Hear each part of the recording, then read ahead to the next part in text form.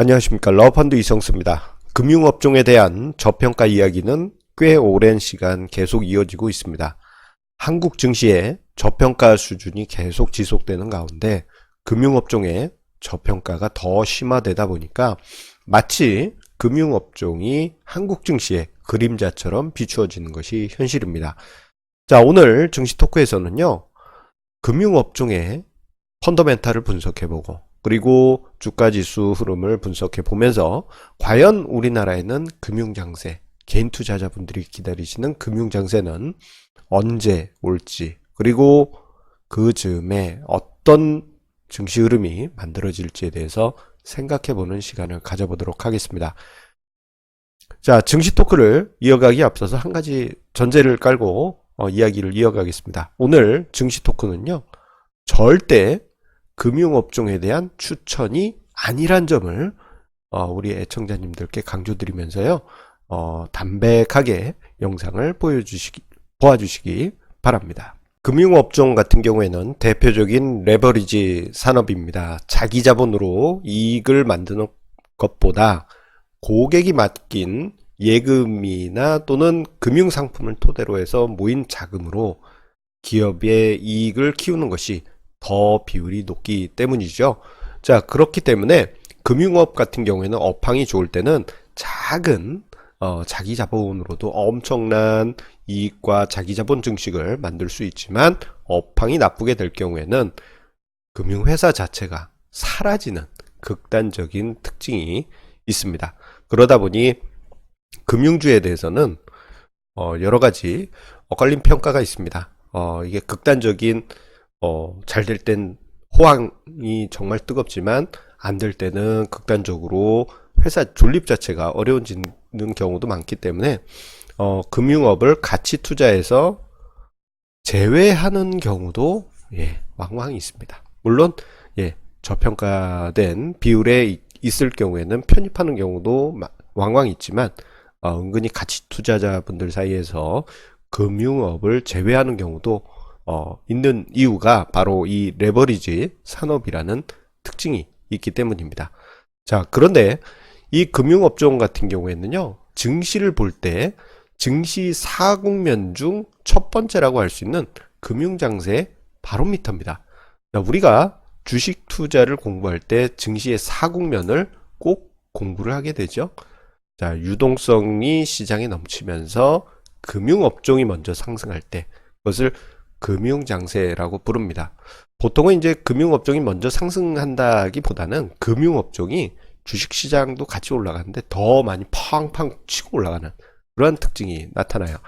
자, 그리고 이제 금융장세 후에 기업 실적이 개선되는 실적장세, 그리고 금리가 크게 올라간 이후에는 시장 유동성이 축소되면서 역금융장세가 나오고 그 다음에 기업 실적이 악화되는 역실적 장세가 이어진다는 증시 사국면이 우리 투자자분들도 기본적으로 접하시게 되는 투자 이론입니다. 그런데 금융주가 그 금융장세의 바로미터입니다.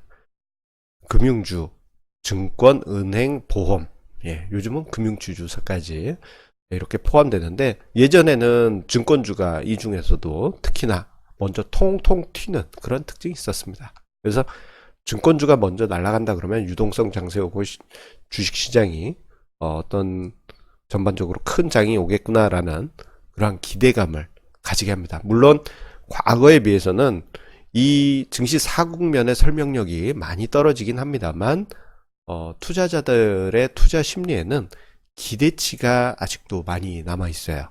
자, 그런데 아쉬운 점 중에 하나는 오랜 기간 증시가 하락세가 이어지면서 이 금융주들도 전반적인 하락세가 지속되었습니다. 보통 이렇게 주가가 하락할 때는 실적이 엄청나게 나빠진다던가 펀더멘탈이 극단적으로 나빠져야 되는데 금융업종 같은 경우에는 조금 특이한 점이 관찰이 됐어요. 오히려 회사가 그 주식시장 하락장에서 뭐 실적이 악화됐다라든가 자산 가치가 급격하게 뭐 축소됐다라든가 그러한 부분은 그렇게 거의 없었고요. 주가만 하락했다 보니까 오히려 저평가 수준이 매우 높아지게 됐습니다.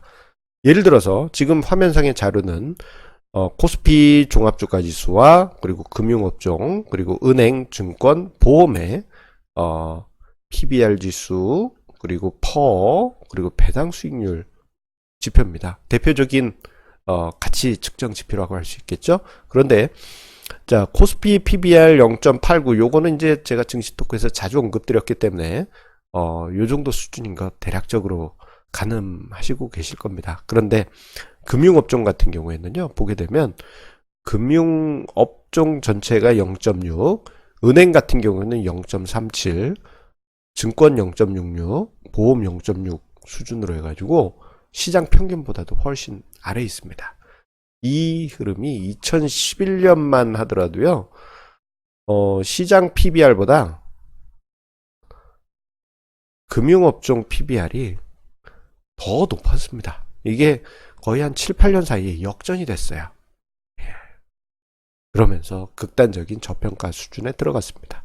자, 그리고 퍼 레벨 같은 경우도 시장 평균 퍼 레벨이 자 12.3인데 자, 금융업종 전체는 7.52, 은행은 5.6, 그리고 증권은 9.85, 보험은 10.1.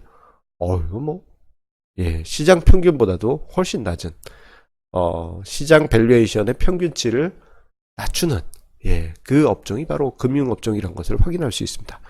그리고 배당 수익률 같은 경우에는요, 시장 전체 평균이 2% 정도인데 금융업종 전체가 2.95, 은행은 4.3, 증권은 2.8, 보험은 3.3.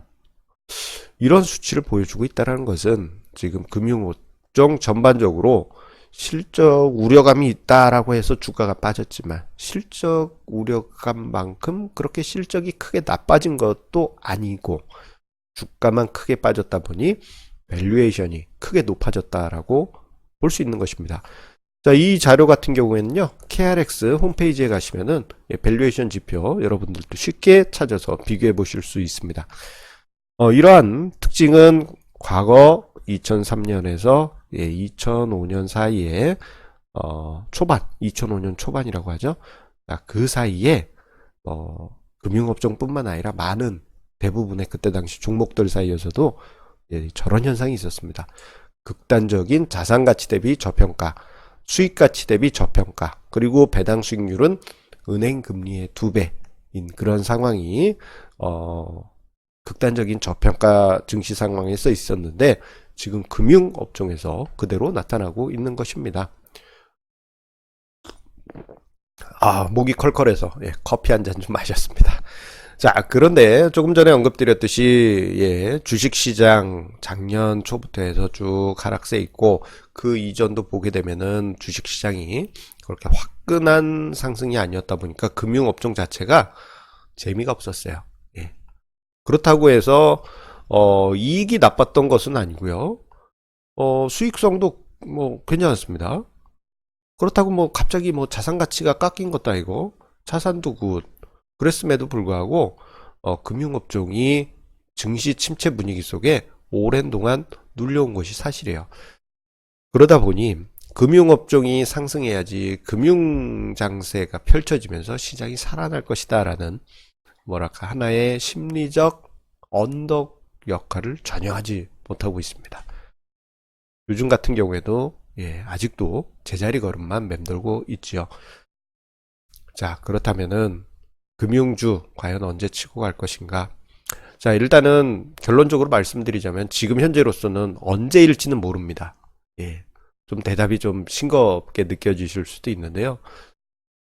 하지만 이전만은 확실하다라고 말씀드릴 수 있는 게 금융장세가 본격적으로 치고 가는 날이 오게 되면요. 증시는 본격적인 상승장의 신호탄을 터뜨릴 것입니다. 그 시기가 언제일지 모릅니다. 금융업종 지수 같은 경우에는 작년에 하락 이후 바닥을 다지고 있지만 아직도 옆걸음 치고 있고 언제쯤일지는 모릅니다. 다만 그나마 특이한 점 중에 하나는 자, 올해 증권업종 지수 같은 경우 은근슬쩍 상승을 하고 있어요. 시장이 하락할 때는 좀 덜 하락했다가 올라갈 때는 치고 가고 이러한 흐름이 나타나고 있다는 것은 지금 금융장세라고는 선언할 수는 없지만 기저에서 뭔가 분위기가 바뀌어가고 있는 흐름이 조금씩 전개되고 있는 것이 아닌가 그런 생각을 가져보게 합니다. 자, 우리가 라면을 끓일 때 냄비에서 라면 끓일 때 가스불 탁 올리면 물 밑에 이렇게 보시면 아지랭이처럼 이렇게 피어나지 않습니까? 그러한 모습이 지금 증권업종에서 나타나고 있고 극단적인 금융업종 전체적인 저평가는 뭔가 중요한 변화를 가져다 주지 않을까 그렇게 생각을 해봅니다. 다시 한번 강조드립니다만 오늘 증시 토크는 금융업종에 대한 추천이 아니라는 점 기억해 주시고요. 자, 항상 우리 애청자님의 구독, 좋아요, 공유해 주시는 마음 감사드립니다. 자, 오늘 증시 토크 주제를 금융업종으로 잡은 이유는요, 사실 제가 증권사 어떤 이벤트에 당첨이 됐어요. 주식을 한 주 주는 무슨 이벤트인데 금융지주사 주식을 한 주 받았습니다. 그래서 처음에는 이거 얼마 안 되니까 팔아서 아이스크림이나 사 먹어야 되겠다. 목은 아프지만 한번 아이스크림이나 사 먹어야 되겠다고 생각하고 팔려고 하는 순간에 한번 이 회사 펀더멘탈을 한번 살펴볼까 하고 쭉 봤더니 배당 수익률이 엄청나요. 4% 5% 가까이 됩니다. 그러면서 이 금융업종이 저평가된 게 더 심화됐구나라는 것을 생각하고 오늘 증시 토크 주제로 잡았습니다. 물론 지금 위치가 바로 최저점은 아니겠지만 금융업종과 금융지수가 갑자기 치고 가는 어느 날이 찾아온다면요, 우리가 생각했던 그 출발하는 스타트점이 될 수 있다는 점 기억해 주시기 바랍니다. 그러면 내일도 좋은 증시 토크 주제로 찾아뵙도록 하겠습니다. 아이고, 오늘 목이 좀 안 좋아서 오늘도 컨디션이 안 좋았습니다만 끝까지 보아주신 우리 애청자님께 감사 인사 드립니다. 감사합니다.